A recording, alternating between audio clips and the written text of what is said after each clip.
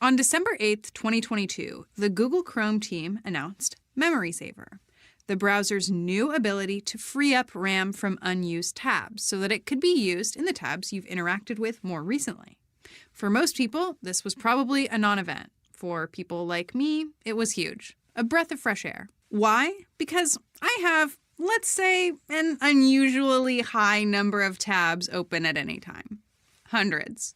And Memory Saver allows me to push that number ever higher. A page I find interesting?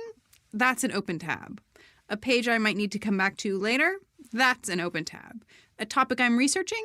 A collage of interrelated tabs. Do I ever close them? Clean them up? That's like asking if I would ever throw away my keys. Why would I do that? Is this a problem? Do I have a problem? Maybe.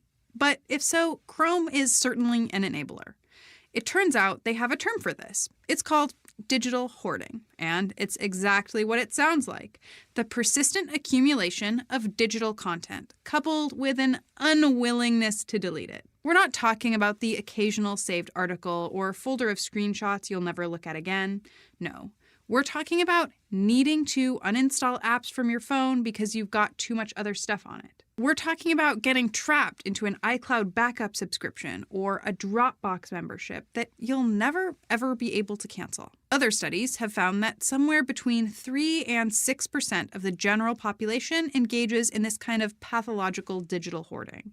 But that number jumps to over 21% among young people. More than 1 in 5 are compulsively accumulating digital stuff they'll never ever use or even ever see again. The question is this a benign idiosyncrasy, or is this behavior possibly causing real harm?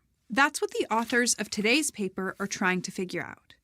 In it, they constructed a moderated mediation model to explore whether digital hoarding impacts cognitive functioning. On today's episode, we'll walk through how they measured hoarding behavior, how they tested the mediating role of fatigue, and how they evaluated mindfulness as a moderator for both the direct and indirect pathways. We'll dig into their statistical approach, examine the correlation patterns they found, and look at what the moderated mediation results actually tell us about who's most vulnerable to negative consequences of this behavior. If you're already a member of Journal Club, you just got access to this episode. Log in and watch it anytime.